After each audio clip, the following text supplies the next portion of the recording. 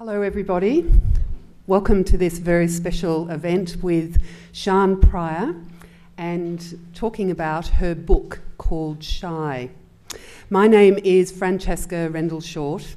I'm a writer, a novelist and memoirist and associate professor at RMIT University in the School of Media and Communication, where Sian also teaches, and I'm co-director of the Non-Fiction Lab research group, of which Sian is also a member.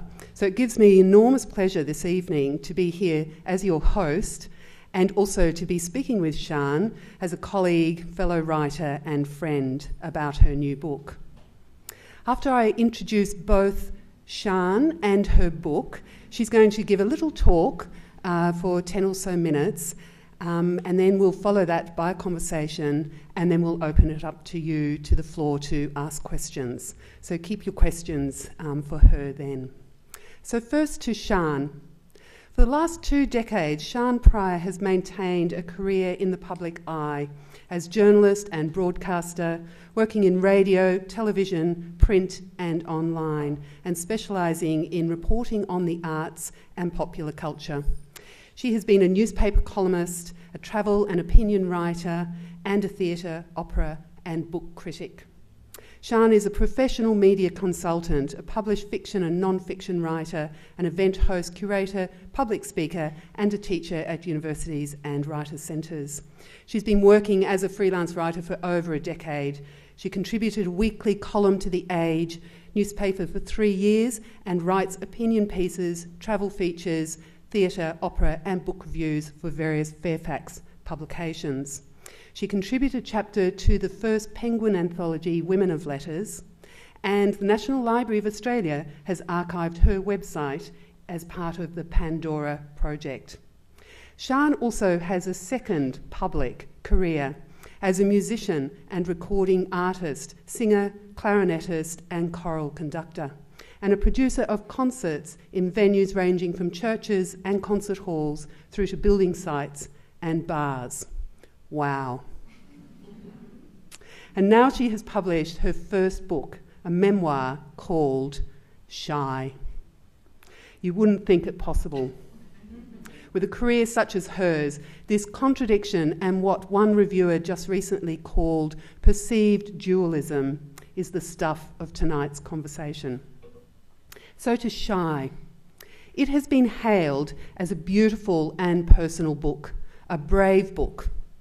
According to one reviewer, it is a book that cleverly explores the push and pull between private and public selves in an effort to reconcile them. An exploration of a lifetime of shyness infused with regret and lost opportunity. It is a book about pain too, rejection and abandonment, grief, coming to terms with the terrible loss of a father and the grief of being dropped by a famous boyfriend after being together for 10 years. It is a book about not lying, about truth-telling. Does it matter what's true and what's not? What's fiction? Yes, Sian says, yes, it does matter. But it also a poetic book, a book that draws us up, allows us to expand and to fly. It's all body, contradictions and irony.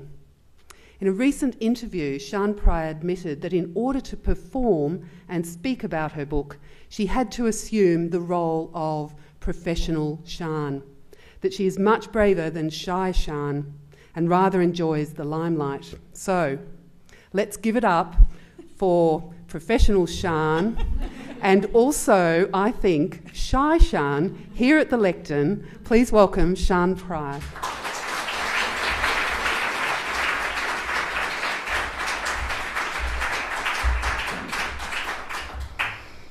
Thanks so much, Francesca. Imagine this. Imagine you're about to deliver a talk to a room full of strangers. Perhaps your palms are sweating, your face slightly flushed. Perhaps your heart rate has increased. Perhaps there's a slight tremor in your hands as you shuffle the pages of your talk, anxiously checking that they're in the right order. Imagine yourself imagining that everyone in the audience is staring critically at you, waiting for you to stumble over the first paragraph. Imagine yourself standing in front of that critical audience, wishing that you were invisible. Imagine feeling just like this every time you find yourself in a social situation with people you don't know intimately, because you are shy. Imagine trying to write a memoir about how that shyness might feel in your body, in moments or for hours or over years or throughout decades. Imagine using that writing as a way of tracing how a life lived in a shy body has profoundly shaped your sense of identity. This talk is called On Shyness, but perhaps it should be called In Shyness, because shyness is a state you inhabit fully, physically, as well as mentally. Shyness locks you up and throws away the key. Shyness freezes you over and refuses to let you thaw out until you feel safe. And feeling safe is the hardest thing when you're shy. So what are we shy people actually afraid of? Why are our autonomic nervous systems telling us there's a hungry lion about to pounce on us, when in fact we're just minding our own business in the corner of someone's balloon-strewn living room? Shyness, according to the experts, is a temperament trait. That temperament trait is a spectrum from withdrawal to approach. Picture a bird on an electricity wire. If you're very shy, you're hanging around on the far left of the wire, the withdrawal end, staying away from the other birds, but every now and then chirping hopefully at them, hoping simultaneously that they'll ignore you and that they'll chirp back. Because you really want to be hanging around with the other birds, but you're also afraid of them. Okay, enough with the bird on a wire metaphor. I don't want to stretch it too far. And enough with the bad puns. So you're afraid of people because you're afraid of their judgment, their negative judgment of you. You fear their negative evaluation. You fear their rejection. And there's a voice in your head telling you that you probably deserve their negative evaluation and their rejection because you're a bit weird and a bit hopeless and very afraid. And that very fear makes you feel a bit weird and hopeless. So maybe you are. And thus the cycle goes on. But if you're lucky, like me, you might find a strategy or two for hiding that fear or for setting it aside when it really counts, like in the workplace. In the workplace, I've had a collection of superheroine cloaks I could put on. I could be super greenie in the environment movement, or super comrade in the union movement, or super broadcaster at the ABC, or super teacher at the university. I could let go of my fear of rejection because if people wanted to reject a super greenie, well, they were idiots. Anyone could see the world needed saving. But away from work, when I was at the pub or at a party, or sometimes even just having dinner with a couple of friends, the fear came back and I had to keep my face very, very still so no one could see the fear.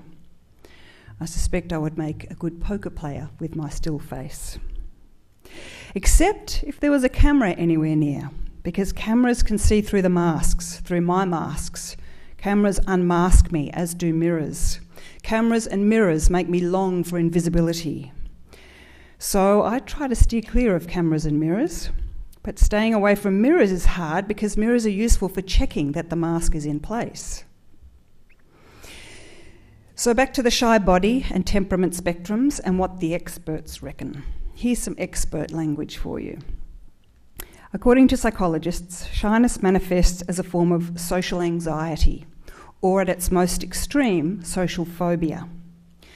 This anxiety usually provokes a range of physical symptoms, from blushing, trembling, sweating, hyperventilating and feeling physically stiff, to hypervigilance and hyper-awareness of one's physical presence in social environments.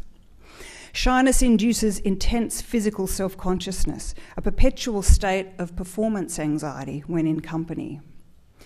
The shy person's mental preoccupation with how they are being perceived and perhaps judged by others stimulates all those physical symptoms via the autonomic nervous system. And those visible aspects of arousal, the blushing, trembling, etc., can in turn increase a person's feelings of self-consciousness, In social situations, the shy body can easily become caught up in a distressing feedback loop of awkwardness and discomfort. Over the years, even decades, these repeated experiences of anxiety-related distress and the mere anticipation of these experiences can become inscribed upon the body. Deciphering these inscriptions has been part of my task in writing this memoir called Shy. In the book, I describe shyness as a kind of poison that enters my body, a slow-working poison of anxiety that has eaten away at my digestive system so that now I can really only comfortably eat what I ate as a baby. Comforting, squishy, easy-to-digest foods like potato, pumpkin, rice and porridge. Anything else generally hurts. I also describe a lump in my throat that used to appear every time I felt acutely socially anxious, a lump that no amount of swallowing could remove because it was a constriction, a spasm. It was my own body trying to strangle itself, my own body punishing me for my idiotic fears. Globus hystericus, it's called, the hysterical globe in my throat that, interestingly, only disappeared when I started trying to prevent the hysterical destruction of the globe. I describe the marble blocks from which Michelangelo carved his religious sculptures, imagining that my shy body was like the immobilised, as yet unrevealed figures awaiting the artist's chisel to free them from their solid rock casing. Imagining my shy body as physically entrapped, longing for metamorphosis and for the chance to escape the casing of awkward self-consciousness and to emerge fully formed into the waiting world as my true self. I describe the visceral sensation of liquefaction that can accompany the experience of social anxiety.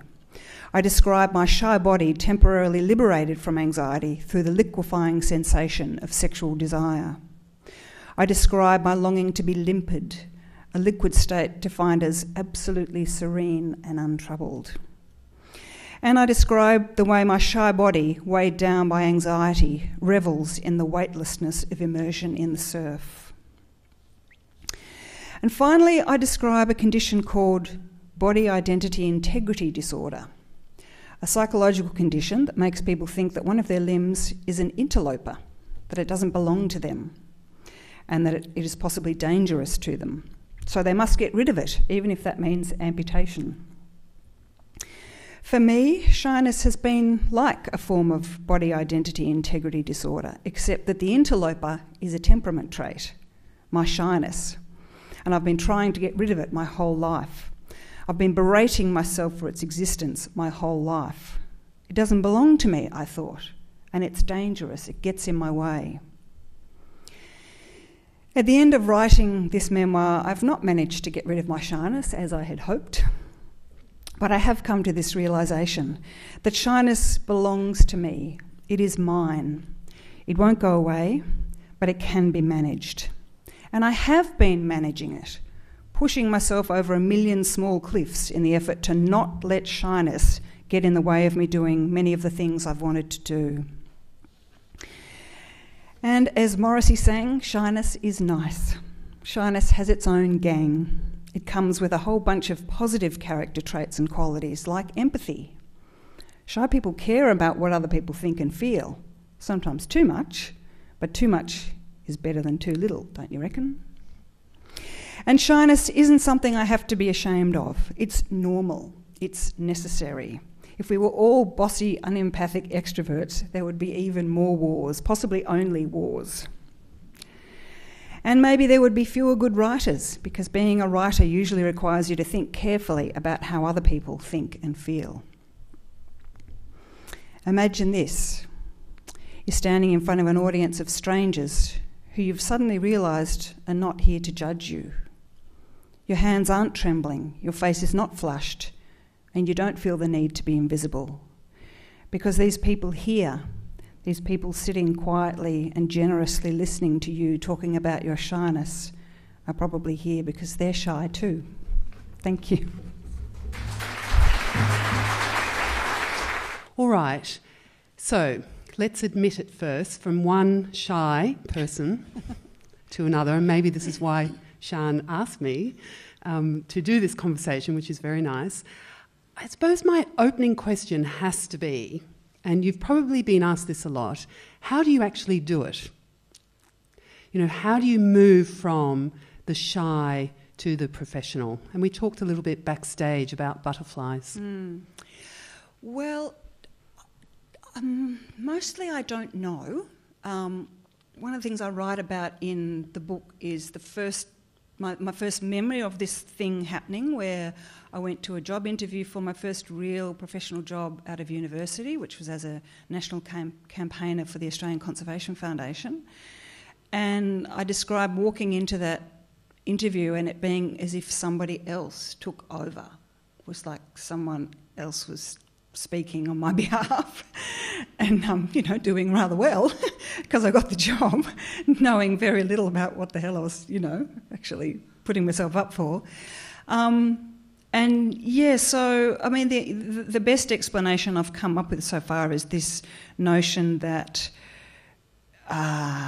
if I truly deeply believe in a thing, if I just, if it's part of my worldview, my utopian vision for the world, then I can do kind of anything.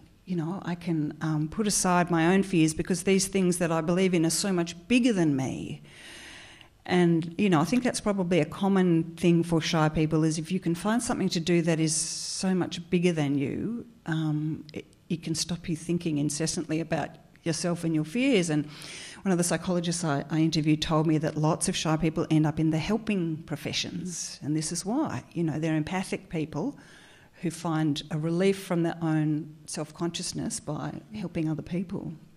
So what happens now then, now that you've written this book on shyness, where you've exposed yourself to this thing, what happens then, because the two are together on stage? You're no longer behind a kind of a front or, some job. Well, maybe I am. I talk a lot in the book about being helpful and being from a family of people who love to be helpful, sometimes in quite a bullish way, but always from a good place. And I'd have to say that from the really lovely emails that have been trickling into me since the book came out, from people who are shy and have really struggled with this thing, I feel like I'm being a bit helpful again. And I do. It's interesting that you introduced professional Sian, and I think mostly it's professional Sian here, but I do think that they're, in having to flog this book, they are merging a bit, because I do have to talk. I do have to be insanely self-revealing. I have been insanely self-revealing in this book. Sometimes I wake up at 3 a.m. thinking, what was I doing? But then I say, okay, well, no, it's going to help some people. It's all good. So in the book you talk about pretendees and that idea of getting away with it, and I'm sure we've all felt that. And a lot of people talk about that, actually, that they feel that they sort of, at the end of something, they say, phew, I got away with it, I seem to be okay. Just expand on that a little bit, that idea of pretending in this kind of relationship that you're describing. Well, there is a phenomenon called the imposter syndrome, which I'm sure a lot of you would have heard of, and I think it's an experience that lots of us have, probably quite often, where you're doing something that you're actually quite competent at, and then you suddenly get this moment of deep self-doubt where you go, wait a minute, I don't actually know how to do this. I'm an imposter. Any minute now someone's going to find me out. And maybe that is something that shy people struggle with more than people who are not shy. I guess I've just pretended to know how to do stuff until I've figured out how to do it. I started working in radio with a job in community radio. I'd never made radio before, and I just had to kind of watch everybody else and figure out how to do it. And again, I think lots of us learn how to do things by pretending we can do them until we can. And where do you think failure comes in? That idea of rejection, which you talk about in the book, and that kind of deep sense of failure or possible failure. And I'm reminded of Samuel Beckett, ever tried, ever failed, no matter, try again, fail better. Yes, how does that fit your picture? What's the fear there, do you think? Well, this was kind of the revelation I had, and probably the most helpful revelation I had in researching the book was to discover that, according to psychologists, the essence of social anxiety, which is what they call shyness, is fear of negative evaluation. And, in layperson's terms, I call that fear of rejection. I was going to say something else there about failing. Failure. So what I think what I've been doing my whole life is two things. In my social life, I've been running away from possible opportunities for fear of failure, and in my professional life, I've made my fear of failure a stick to whip myself with, to make myself do scary things. And it's like some part of my brain has said, don't you dare say no to this, otherwise you're a pathetic scaredy cat and you won't be able to live with yourself. And in some ways writing this book was like that. It was like, wait a minute, Shy Shan says, you want me to tell everybody everything about all this ridiculous, shameful, embarrassing and, incredibly painful, grief-stricken stuff? Yes, I do, and if you don't, you're a scaredy cat. And you have that wonderful interview at the end of the book, which I think is a terrific way to end this kind of disclosure, where the two then, Shy Shan and Professional Shan, talk together and kind of wrestle it out, so to speak. But just going back to that idea of failure, because there's something to do with betrayal there. It feels like what you're saying is that Shy Shan kind of feels a little bit betrayed, or that she'll be exposed somehow. And there's a saying, isn't there, that you have on your desk: all writers must first charm, then betray. And we're going to get on to the writing bit first, but I'm just interested in the kind of the internal relationship that you're experiencing. It's very curious. I don't remember where I got that quote, who it's from. I'm sure I could Google and find out, but part of me doesn't want to. I don't really remember why I stuck it above my desk, but it was a long time ago, and it must have been important to me at the time. Maybe it was something there, like a little warning to myself about keeping an eye on the ethics of one's writing, to not betray people. I wrote a personal column for 3 years for The Age, and oh man, you get so sick of trying to find stories from your own life to tell people they're going to be interesting enough and worthy enough. And so occasionally, characters from my life would come into those columns, and I would always have to think carefully about, well, what can I ethically, morally, say about other people that is not going to betray them in some way. And, I suppose the other thing about the word betrayal is that it's like the word shy, it has several different meanings. And, you can betray someone else, and that's a bad thing, but you can also betray yourself, and that's not necessarily a bad thing, because sometimes it can just mean you reveal yourself. So I've totes betrayed myself in this book in that way. But maybe I've also kind of honoured myself in doing that, in saying, okay, well, you fear rejection, put it all out there and bring it on. So that brings us to the actual writing of this book, because yes, you're betraying yourself, but there are other people involved. Obviously, in writing a memoir, it's not just about the self, but the family. And Philip Roth has this wonderful quote, wonderful thing when he says, when a writer is born, a family dies. Which is a bit strong, isn't it? Anyway, I thought by way of introducing this kind of idea of the voice and the people who people your memoir, that you could read a little bit, which I think would be really lovely, just to hear the tone and the voice of the work, as well as thinking about subject matter. So I'll just read quite a shortish piece, and this is about chapter it's chapter 2 actually, I think, called What If? And the phrase what if is kind of well known and used by psychologists to describe the stuff that goes on in the heads of shy people, that we're constantly going, yeah, but what if this happens? And that's what we're afraid of. So this is a memory of when I was quite young, and in some ways this also introduces you a little bit to my mother, who is quite an important character in this book. When I was 10 years old, I had a friend called Sally who lived up the road and around the corner. She'd been to Disneyland. Sally had sporty parents who always wore runners. They taught physical education at the local high school and were as short as each other. Sally's family had spent some time living in America, where colours were brighter and everything happened long before it happened here, where everyone spoke televisionese, and they had Disneyland in 3D. The sporty parents talked to us kids like we were adults, and all the kids in Sally's family had blue eyes like all the people in America.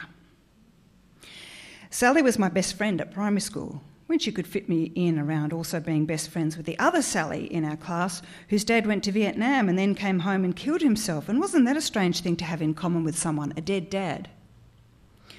We all played netball at lunchtime, and because I was tall, I got to be goalkeeper, and because Sally was small like her shorty sporty parents, she played centre. And on the weekends when I was bored, I would miss Sally and her neat, hard little netball throws, and I wished we could play together. She's just up the road and round the corner, my mum said. Why don't you go over there? Over there they had a basketball ring, a trampoline, handsome brothers who could do tricks on the trampoline, Coca-Cola, a colour television. At home we had fruit trees, a piano, a stepfather who sold trucks, a sister who was almost never home, a brother who played the trumpet, a lot of books, a framed picture of Bertrand Russell. It's such a shame you won't go and visit Sally, my mother said. What if I got there and Sally was busy playing with the other Sally and they didn't want me there? What if I got there and Sally was out and I'd have to make grown-up small talk with the shorty sporty mustachioed dad? What if I got there and the eldest blue-eyed brother looked at me and I blushed? What if I got there and Sally wasn't playing with anyone else, but she said she was too busy to play with me? What if I got halfway there and decided Sally probably wouldn't want me there and I had to turn around and come home? What if I got there and Sally didn't want me there?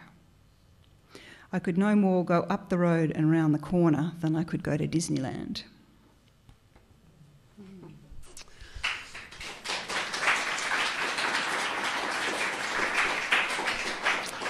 Oh, you just want to give little Sian a big hug and say it's big okay.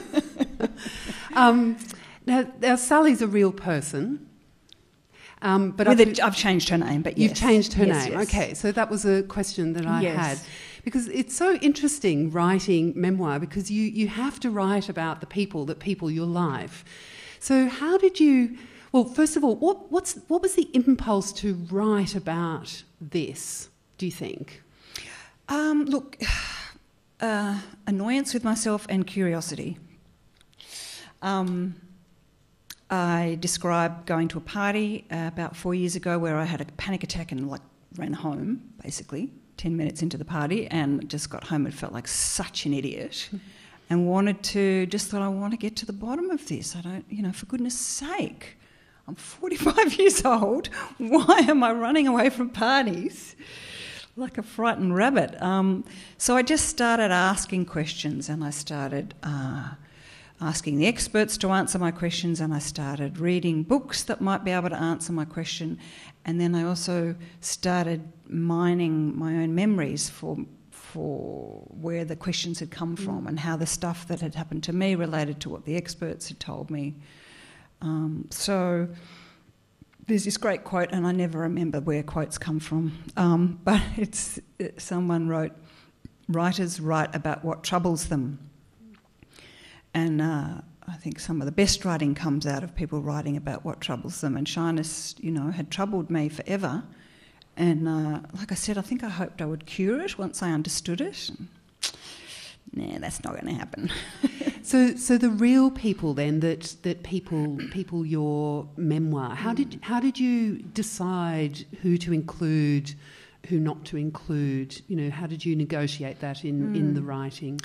Well, look, it was pretty random, as a lot of creative process is. I just kept trying to remember stuff, particularly moments when I had felt this terrible acute shyness, and friendships obviously are important in developing a sense of oneself, and so I just kind of kept finding myself thinking about different episodes, mostly involving different friends or family members, and one of the things I discover is that, well, I've always known really, is that I've latched onto extroverts. I've always had close friends who were extroverts, and it was like they could be this kind of tugboat for me, tugging me through my social life when I was just too anxious to make my own way.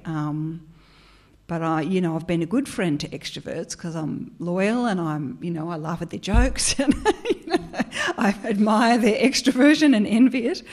I've written about some extroverts who are my friends, and I've written about people I've been in relationships with. I've changed the names of all the friends and former partners, but my immediate family who I write about, I've left all their names in, and I thought it would just be too weird if I changed their names, but I checked with them, that they were okay about what I'd written, and they all very generously were, although they were a bit anxious on my behalf. Because that's so interesting, because you describe how your mother and father were shy people, and you have a brother who's very shy, and then a sister who's a show-off, which I love. So you've got the two. So it must have been difficult then for your brother and your mother, if they are shy like you, to be faced with this book. Well, it was very interesting giving the book to my brother, who doesn't really come across as shy because he's a very competent, respected professional man, and he just read it, came back and said, so our grandfather died when he was 102, not 103. And he just corrected a couple of facts and said nothing else. So I had to assume that it was kind of okay. And he did look proud at the launch. And my mother also corrected a few facts. Facts are important in our family.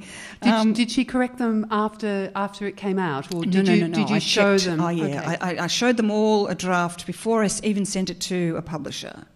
Yeah, that was very important to me. I was not going to put anything out there that my family. What do you think you would have done if they had have said no?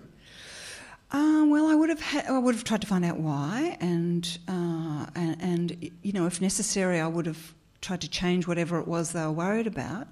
But they all knew, this book's taken 4 years. They all knew very well that this process was ongoing, and that I was asking them all questions and interviewing my mother for it. And I lived with my sister for 6 months of the writing of the book, so that nothing was a surprise to them, except perhaps how revealing I ended up being in the book, and that's the stuff that made them anxious. Yeah. So let's just probe a little bit here, that revealing theme, because obviously the family is part of it, part of the kind of the peopling of the book, and then friends, and then also you've got the ex-boyfriend who's sitting in there as a kind of an organising principle in a way. And so I just want to ask about that. About what your kind of thought processes were in deciding, I suppose, to actually include that story in your story, and it is so pivotal as well. I can't imagine this book written without it, but I just want to know what it meant for you. Well, look, there are lots and lots of really good reasons why I would much rather not have put that description of that relationship breakup in this book. They're probably bleedingly obvious to anyone who's read the book. It's very painful. It was probably going to attract more interest than the topic of the book, and I was always aware of that. That's one of the reasons why I changed the name. But what happened was, as I mentioned before, I'd literally just got to the point in the researching and writing of this book where I'd had this epiphany that the essence of shyness is fear of rejection, and I was rejected in the biggest, worst possible way I could imagine, and the worst, it was the worst experience of rejection of my life. And in some ways I've been protected certainly from romantic rejection, because I've always run away from people who I thought might possibly reject me, and always, mostly, been involved with people who I thought were safe, were going to be safe people.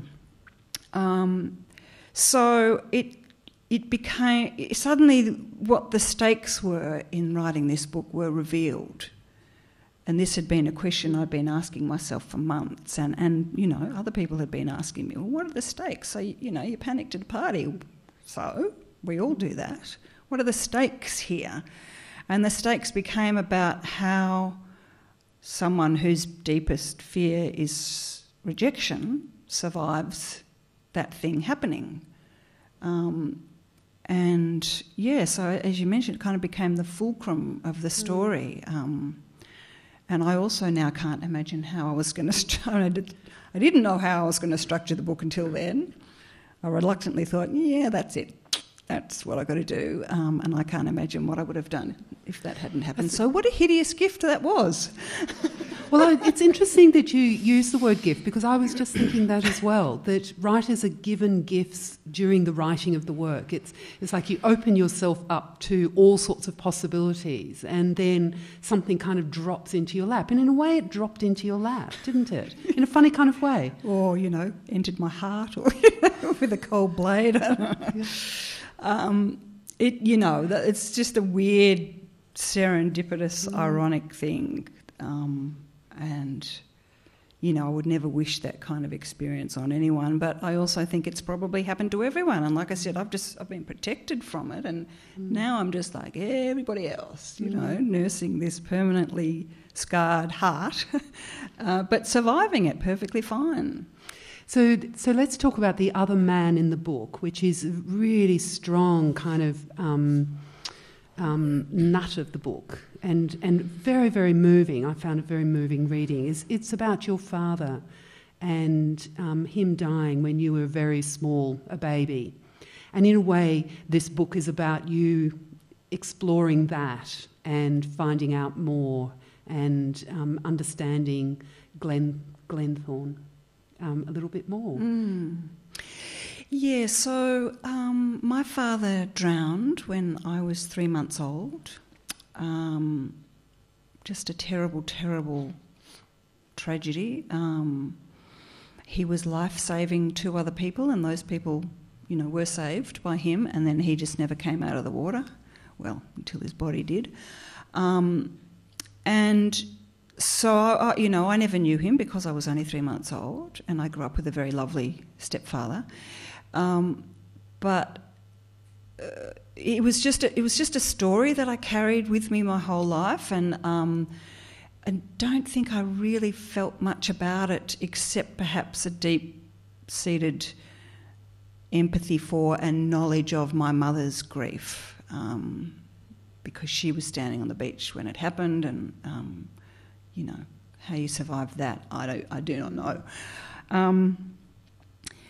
So one of the things that I explore in the book is the kind of my genetic heritage. Why did I end up shy? Well, because both my parents were very shy, including this invisible, unknown father, who, all I'd ever heard was stories about him, and lots of those stories referenced the fact that he was shy.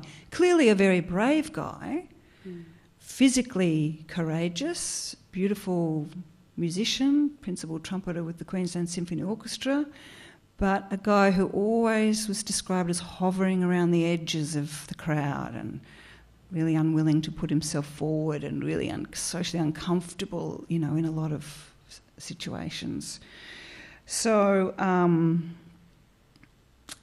suppose I kind of, had to look that in the eye, really, and there was some strange dynamic that developed in my, I don't know what the word is to use, my soul, with the kind of, when I thought about the conjunction of this rejection and then this absent father, and I write an imaginary description of the day that he died, and it's kind of angry, it's like I've discovered I was really actually quite angry that this guy went off, saved 2 other people, and left us just standing there in the, in the chaos, which, is completely irrational because, of course, if someone's drowning, you want to save them. But, it's like I discovered that some part of me was really pissed off, and maybe it was actually about my relationship breakup, I don't know, but it all just kind of turned into one big maelstrom there.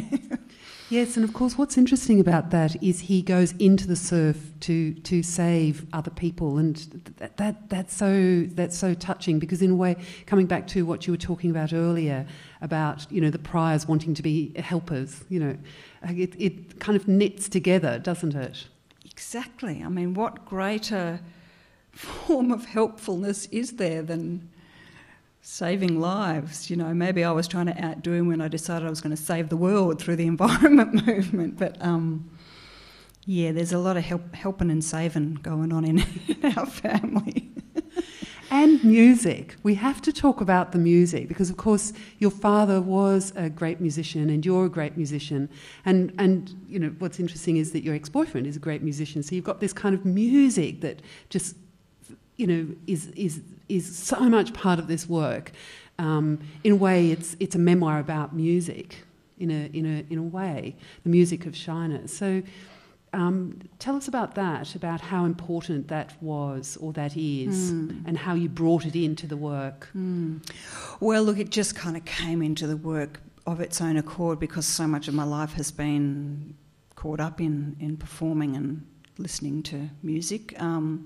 Interestingly, a lot of the childhood and sort of teenage memories that I write about me going off to music camps, which were wonderful, such a privilege, just life-changing privilege to hang out with excellent young musicians and be introduced to this beautiful music which you can just get pleasure from for the rest of your life, but also excruciating for a shy person to be with a bunch of strangers far, far from mum,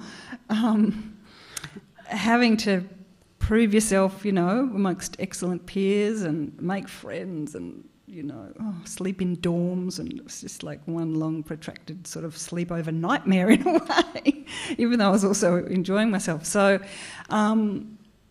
music's just always been a really big part of my life, and I've never been a full-time professional musician, and I won't be, but I also can't imagine not being involved in music. Both my parents were professional musicians.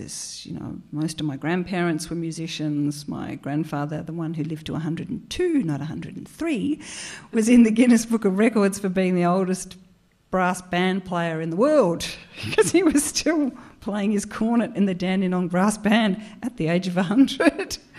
So, you're not going to stop me playing music. So do you think your next memoir will be on music? I'm know. Wondering what your next one will be. Yes, I'm wondering too. In fact, maybe not another memoir. Something about someone else, perhaps. In your talk, Sian, you said that 2 very interesting lines, that shyness is normal and it's necessary.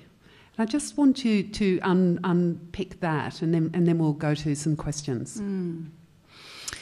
Well, I suppose I mean it in a very practical sense when I say normal. I mean, it's part of,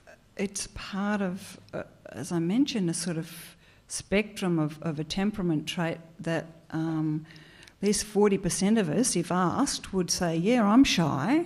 And that makes sense if you think of a spectrum as being, half yes, half no. and necessary. Necessary. Well, I mean, are you talking about it being necessary for you or necessary in the world? I know in your talk you talk about how important it is to have different complexions in the world. Yeah.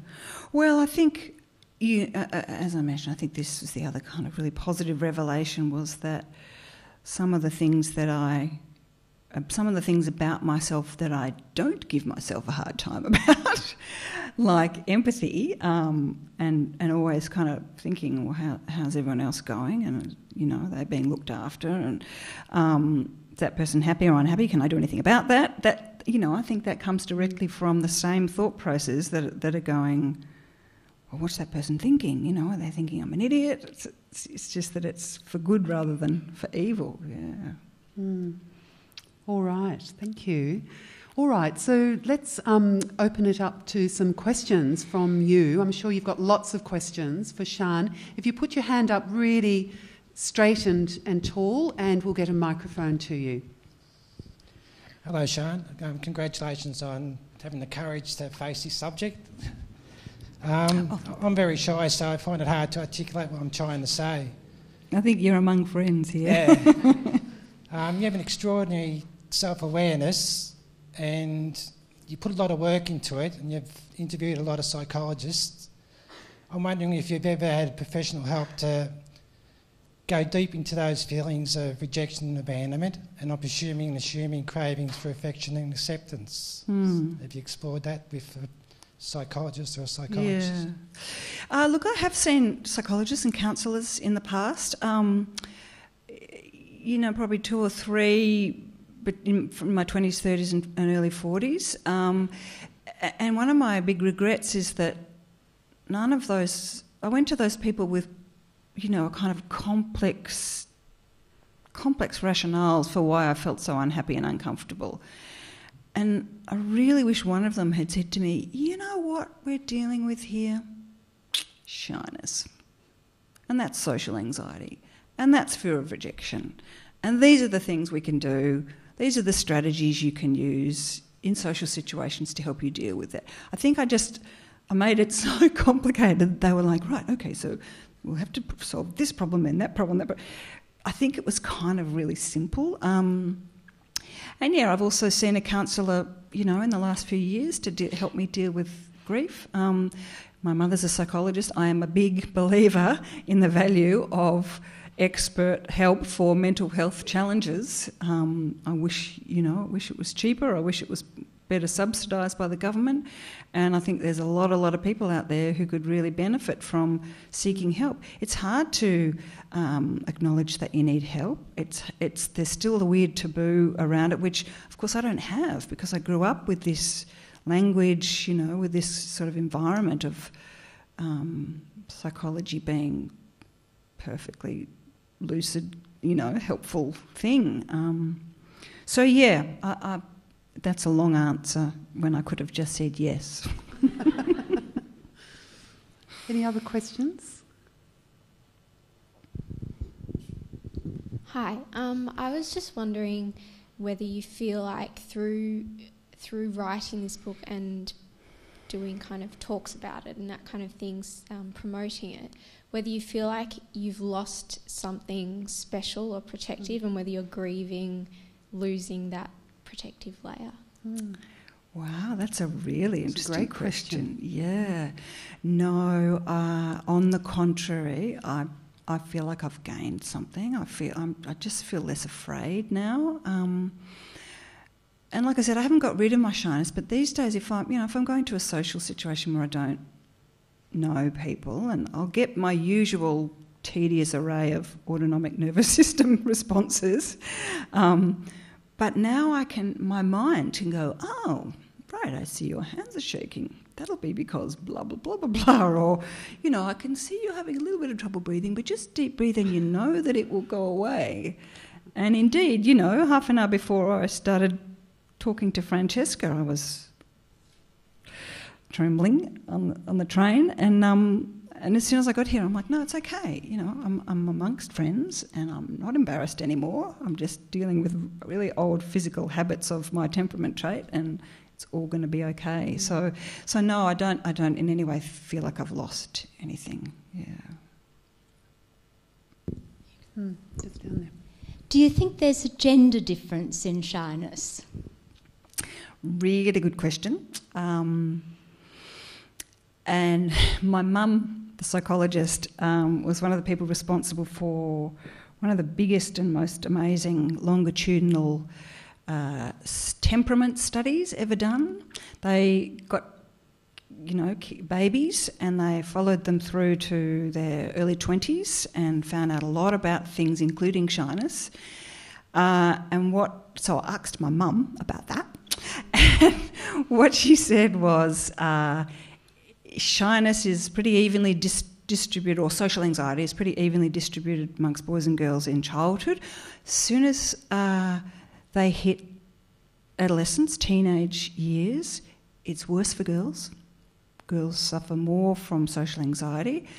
She didn't have the information about why that was, but to me it seems kind of obvious as a feminist that if shyness is about self-consciousness and fear of negative evaluation and worrying about what people are thinking of you and that they're looking at you, that stuff is still really difficult for young women, young girls, brought up in a culture which is still completely obsessed with how women look, and they're still measured by their beauty, and I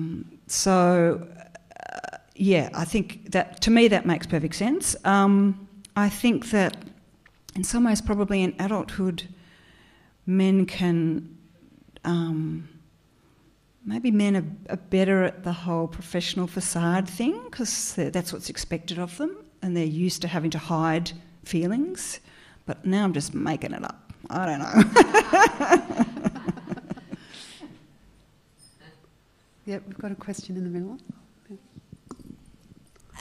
Sian, I heard you being interviewed on with Natasha Mitchell as I was driving to work, and that night I left work early, which is a no-no, and went to buy the book, and it hadn't been released yet. When I eventually got hold of it, it was one of the books that has been on back order most, obviously from the interviews, which was really interesting. But I had a moment where I read, it was as though it was me, and it was that, that wanting to run away all the time from a party, and to think that somebody like you felt like that, it sort of legitimises how one feels. And I can remember reading, her name now escapes me, who was married to Humphrey Bogart, Lauren Bacall. Lauren Bacall, yeah. That she once waited all night for Frank Sinatra to ring. And in her biography she writes about that, and I thought that was a very brave thing to do. And I guess I saw some similarities in the way that you've written, that you expose yourself, again, in that helping way, that it's actually okay, that we're not perfect, and if somebody like Lauren Bacall could hang around waiting for somebody to ring, and I can't understand why anybody, I actually thought you had done the rejecting. I didn't know why anybody would reject you. And that makes, that gives us all hope. So well done. Thank you.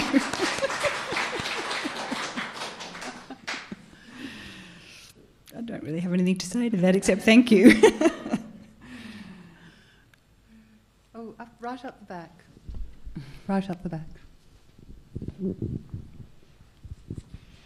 I'm just wondering if you think there's something about our culture that makes shy people feel bad about themselves, and that it maybe if you'd grown up in a different culture, you wouldn't have felt so negative about it. Yeah, look, again, I think that's a really, really interesting question, and it's something that I just started dipping into with the research for my book, and then I just thought, you know what, that's a whole other book. That whole cross-cultural difference thing is so huge, and so I've only got a little bit in my book about that.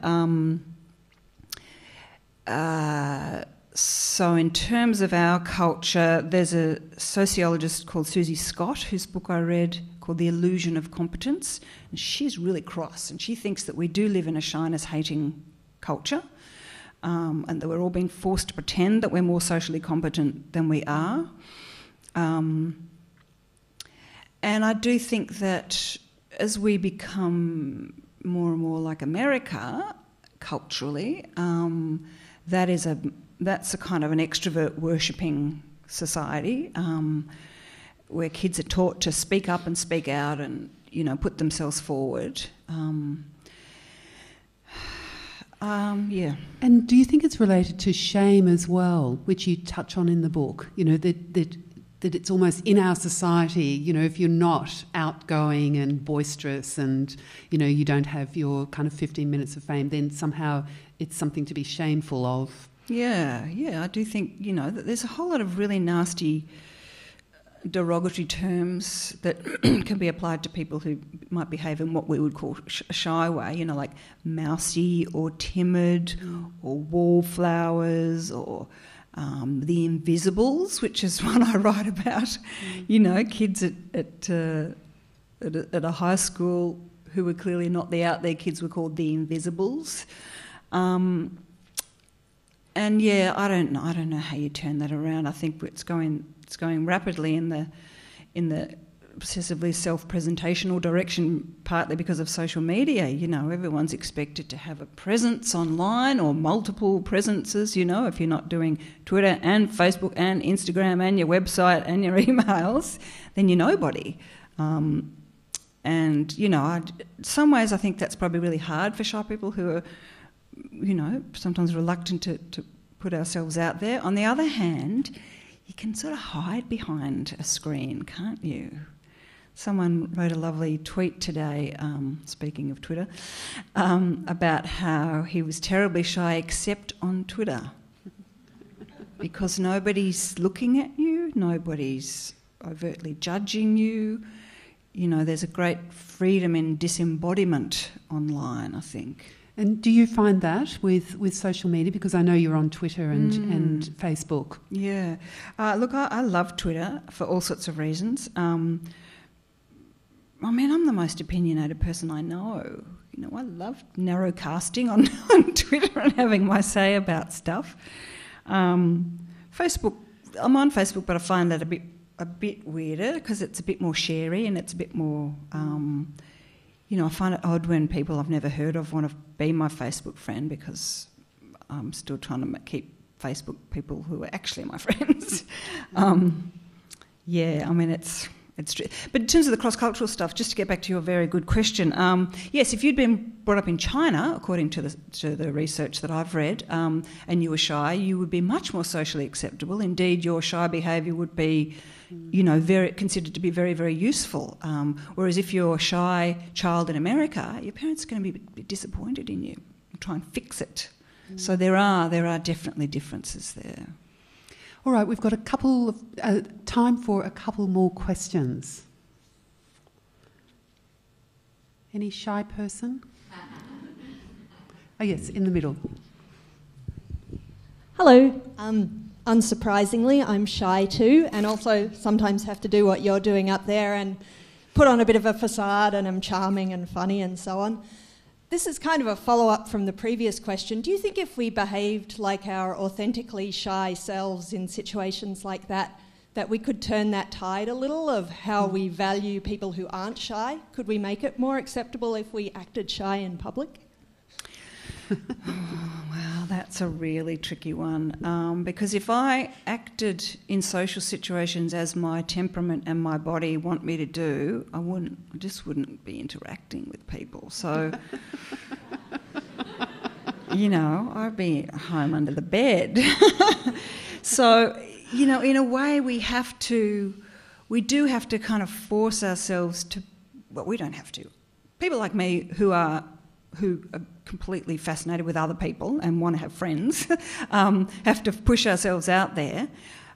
Introversion is a different thing. If you're an introvert, you probably don't really care if you go to the party or stay home and listen to records. You know, it's people, take them or leave them. But maybe what we can do is actually just be more willing to say, I'm shy. Are you shy? I'm shy. How are you going at this party? I'm trembling. How are you going? You know, so that we're not all standing around going, right, don't let anyone see that I'm shy, what do I do? Because just 40% of us, you know, Ask around. Everyone else is going to go, yeah, I nearly didn't come either. Well, we're all here, aren't we? So we all did come. So thank you very much. Thank you for those wonderful questions from the floor. They were very deep and got you thinking. And thank you, Sian Prior, for sharing with us everything that you've, and your. Thank you for your strength in writing this work. And thank you, Francesca Rendle-Short, and buy her memoir called Bite Your Tongue, because it's equally revealing in a different way, and a very beautiful book.